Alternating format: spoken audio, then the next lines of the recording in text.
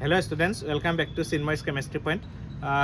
যিসকল ষ্টুডেণ্ট মোৰ ছাবস্ক্ৰাইবাৰ আছে তোমালোকে সকলোৱে জানা যে ক্লাছ 12ৰ ফাইনেলৰ কাৰণে মই কণ্টেণ্ট তোমালোকৰ কাৰণে দি আছোঁ কেমেষ্ট্ৰি কণ্টেণ্টবোৰ আৰু আগন্তুক সময়ত তোমালোকৰ মেথছৰ কণ্টেণ্ট আৰু ফিজিক্সৰ কণ্টেণ্টটো আহি আছে তাৰ কাৰণে কেইদিনমান খালি লাগিব তোমালোকে বাচ্চা ঠিক আছে এতিয়া চোৱা তোমালোকৰ অলৰেডি গম পাইছাই কলেজবোৰত তোমালোকৰ ফৰ্ম ফিল আপ ষ্টাৰ্ট হোৱাৰ সময় আহি পৰিছে কিছুমান কলেজত হয়তো আৰম্ভ কৰিছে বা কিছুমান কেইদিনমানৰ ভিতৰতে তোমালোকৰ ষ্টাৰ্ট হ'ব ফৰ্ম ফিল আপ আৰু চোৱা ফৰ্ম ফিল আপ ষ্টাৰ্ট হোৱা মানে তোমালোকৰ ফাইনেল পৰীক্ষা আহি পালে বুলিয়ে ধৰিব পাৰা মাজত আৰু খুব বেছি 2টা বা 3টা মাহ ধৰিছোঁ 3টা মাহ ভালদৰে প্ৰিপেৰেশ্যন কৰিলে তাৰপিছতহে তোমালোকে ভাল ৰিজাল্টটো পাবা গোটেই বছৰ তোমালোকে যিমানেই কষ্ট নকৰিলা কিয় এই 3টা মাহতে ভালদৰে কষ্ট কৰিব লাগিব এতিয়া মেইন কথাটোলৈ আহোঁ তোমালোকৰ আজি ফৰ্ম ফিল আপ বৰ্তমান ষ্টাৰ্ট হৈছে আৰু সেই যিখন ফৰ্ম থাকিব তোমালোকৰ সেই ফৰ্মখন মোৰ হাতত আহি পৰিছে আজি সেই ফৰ্মখন কেনেদৰে ফিল আপ কৰিব লাগিব কি ডকুমেণ্ট লাগিব সেই গোটেইখিনি কথা মই তোমালোকক এই ভিডিঅ'টোৰ যোগেদি জনাবলৈ চেষ্টা কৰিম ঠিক আছে এতিয়া চোৱা ফৰ্মখন এবাৰ তোমালোকে হয়তো হায়াৰ ছেকেণ্ডেৰী কাউন্সিলৰ তোমালোকে তাত দেখা পাইছা যে যিখিনি ফ্ৰেছাৰ ষ্টুডেণ্ট তাৰ বাহিৰেও তোমালোকে হয়তো আগতেও সেইটোৰ পৰা প্ৰচিডিঅ'ৰ আছিলে যে ধৰা ৰিপিটাৰ্ছৰ কাৰণেও দিব পাৰে বা তোমালোকৰ কিছুমানৰ কেতিয়াবা এখন পেপাৰত তোমালোকৰ বেক থাকে সেইখন পেপাৰো দিয়াৰ সুবিধা আছে গতিকে গোটেই বস্তুখিনি মই ভিডিঅ'টোত কভাৰ কৰিবলৈ চেষ্টা কৰিম ঠিক আছে এতিয়া তোমালোকৰ চোৱা এখন ফৰ্মখন আনিছোঁ ইয়াতে স্কুলখনৰ ওপৰত থাকিব তোমালোকে স্কুলৰ পৰা এখন নিজৰ স্কুলৰ পৰা তোমালোকে কালেক্ট কৰিব লাগিব এতিয়া ফৰ্মখনত কি বস্তু লাগিব সেইখিনি তোমালোকে ফৰ্মখন কালেক্ট কৰিব লাগিব তোমালোকৰ অফিচৰ পৰা মানে তোমালোকৰ কলেজৰ তাত যাব লাগিব এনেকুৱা নহয় যে অনলাইন কৰিব পাৰিবা এইটো অপশ্যন নাই তোমালোকে অনলাইন কৰিব কেতিয়াও নোৱাৰা এইটো অফিচত কলেজত যাব লাগিব কলেজত তোমালোকে এখন ফৰ্মখনত তোমালোকৰ স্পেচ আছে সেইমতে তোমালোকে লিখিব লাগিব ফৰ্মখন ফিল আপ কৰি আৰু যিটো ফিজ কলেজৰ পৰা তোমালোকক জনাব সেই ফিজটো তোমালোকে কলেজত জমা দিয়াৰ পিছতহে তাৰপিছতহে তোমালোকৰ ফৰ্ম ফিল আপটো ষ্টাৰ্ট হ'ব এতিয়া বহুত ষ্টুডেণ্টে সুধি আছিলে মোক যে আগতেও সুধি আছিলে যে যিসকল তোমালোকৰ যাৰ তোমালোকৰ আগতে বেক থাকিছিলে সেইসকল ষ্টুডেণ্টে আকৌ মোলৈও মেছেজ বহুতখিনি আহি আছে তেওঁলোকে কমেণ্টতো দেখিছোঁ ৰিএডমিশ্যন ল'ব লাগিব নেকি সুধিছে এই গোটেইখিনি কথা মই এই ভিডিঅ'টোত ক'বলৈ চেষ্টা কৰিম ঠিক আছে এতিয়া চাওঁ আহক এইবাৰ ফৰ্মখন তোমালোকে দেখা পাইছা ইয়াতে চোৱা তোমালোকৰ এখন মই স্কুলখনৰ নামটো আঁতৰাই দিছোঁ AHSEC স্কুল বা যিয়ে নহওক তোমালোকৰ স্কুলৰ নাম থাকিব যিখন কলেজৰ পৰা তোমালোকক ফৰ্মখন তোমালোকক দিব তাতে দেখিছা তোমালোকে AHSEC second year form fill up 2024-25 session এইটো কেণ্ডিডেটৰ এতিয়া চোৱা তোমালোকৰ এখন পাছপৰ্ট ফটো লাগিব ইয়াতে তোমালোকে পাছপৰ্ট ফটো ইয়াতে তোমালোকৰ পেষ্ট কৰিব লাগিব হ'ল তাৰপিছত এইটো দেখিছা তোমালোকৰ ছিগনেচাৰ বক্স এটা আছে ইয়াতে তোমালোকে ছিগনেচাৰত নিজৰ ছিগনেচাৰটো কৰিব লাগিব এখন বহুত সাৱধানে কৰিবা কাৰণ এখনৰ ওপৰতে তোমালোকৰ সেইমতে তোমালোকৰ ধৰা এডমিট আহিব আৰু এডমিটৰ মতে তোমালোকৰ পিছত তোমালোকৰ ৰিজাল্টখিনি আহিব এতিয়া চোৱা ফাৰ্ষ্টত আহিব তোমালোকৰ নেম অফ দ্য ষ্টুডেণ্ট তোমালোকৰ নিজৰ নামটো লিখিবা ধুনীয়াকৈ বল্ড মানে কেপিটেল লেটাৰত লিখিবা তাৰপিছত ফাদাৰ্ছ নেমটো তোমালোকে কেপিটেল লেটাৰত লিখিবা তাৰপিছত আহিব মাদাৰ্ছ নেম কেপিটেল লেটাৰত লিখিবা first name middle name last name তাৰপিছত জেণ্ডাৰ মেল ফিমেল তোমালোকে টিক কৰিবা তাৰপিছত কাষ্ট যি কাষ্টে হয় জেনেৰেল হ'লে জেনেৰেল SC হ'লে ST হ'লে হিলছ হওক বা প্লেইনছ হওক তোমালোকে STতে ক্লিক কৰিব লাগিব টিক মাৰ্ক কৰিবা বা OBC বা আদাৰ্ছ হ'লে আদাৰ্ছ ঠিক আছে তাৰপিছত এইটো এড্ৰেছটো একদম ভালকৈ লিখিবা তোমালোকৰ ক'ত এড্ৰেছ তোমালোকৰ গাঁৱৰ ধৰা যিটো নাম নিয়াৰেষ্ট যিটো তোমালোকৰ যিটো লোকেল পোষ্ট অফিচ আছে তাৰপিছত তোমালোকৰ PS মানে হ'ল পুলিচ ষ্টেচন তোমালোকৰ নিজৰ তোমালোকৰ ঘৰৰ যিখন নিয়াৰেষ্ট যিখন পুলিচ ষ্টেচনৰ আণ্ডাৰত পৰা যিখন থানাৰ আণ্ডাৰত পৰা সেইটো লিখিবা তাত থাকিব লগতে লাগিব তাৰ তোমালোকৰ পিন নাম্বাৰটো তোমালোকে দিব লাগিব লগতে লাগিব তোমালোকৰ ডিষ্ট্ৰিক্টখন ঠিক আছে এইখিনি তোমালোকে একফালৰ পৰা ফিল আপ কৰি আহিলা তাৰপিছত আহিব তোমালোকৰ ৰেজিষ্ট্ৰেশ্যন নাম্বাৰ এতিয়া চোৱা ৰেজিষ্ট্ৰেশ্যন নাম্বাৰ তোমালোকৰ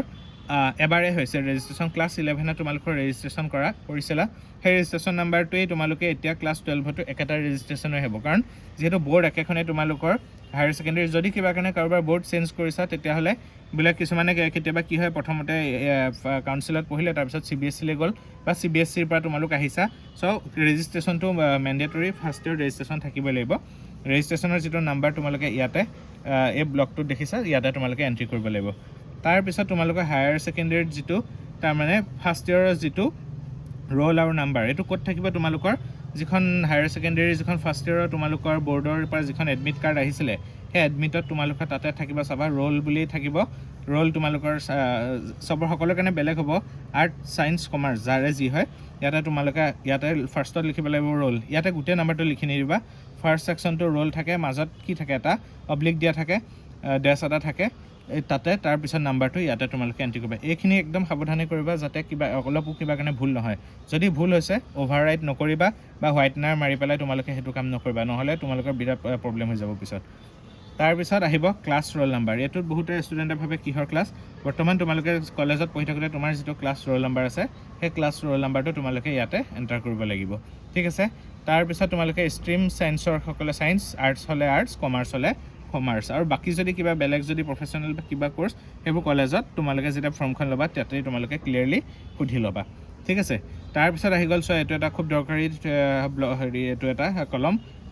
ছাবজেক্টছ টেকেন। এতিয়া চোৱা ইয়াতে ইংলিছ লিখা আছে, দেখিছা। এতিয়া চোৱা ইংলিছটো তোমালোকৰ মেণ্ডেটৰী সকলোৰে কাৰণে ইংলিছ। তাৰপিছত তোমালোকে যাৰ MIL আছে MIL আছামিজ, বা কাৰোবাৰ তোমালোকৰ অলটি আছে অলটি, কোনোবাই ধৰা বড়ো লেংগুৱেজ বা যোনে যি দিয়া, ইয়াতে তোমালোকৰ নেক্সট ছাবজেক্টটো লিখিবা। তাৰপিছত ধৰা লিখিলা যিকেইটা ছাবজেক্ট, কেমেষ্ট্ৰি, ইয়াতে কেমেষ্ট্ৰি লিখিবা।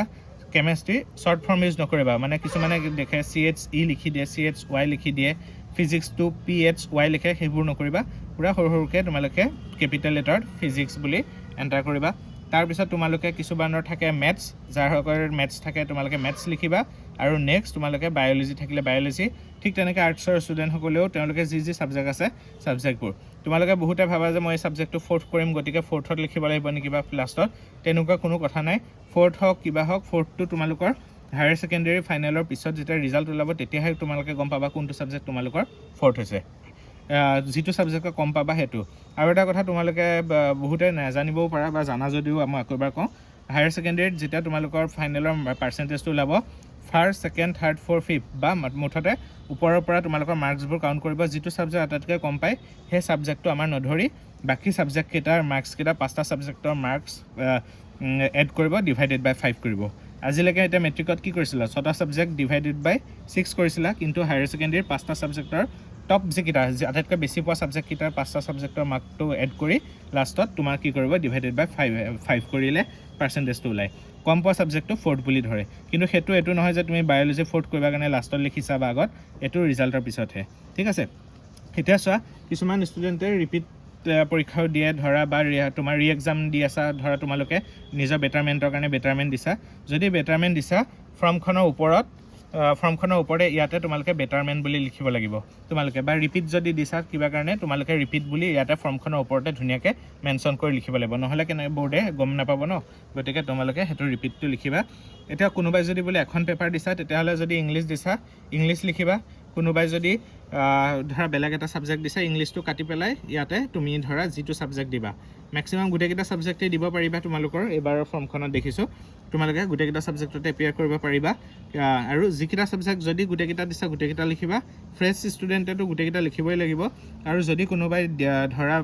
ৰিপিট দি আছা, যিখন পেপাৰ দিবা সেই পেপাৰখনৰ নামটো ইয়াতে মেনশ্যন কৰি ল'ব লাগিব। আৰু ওপৰত ৰিপিট হওক কি হওক সেইটো লিখিবা। ৰেগুলাৰখিনি নালাগে, ৰেগুলাৰখিনি ৰেগুলাৰেই।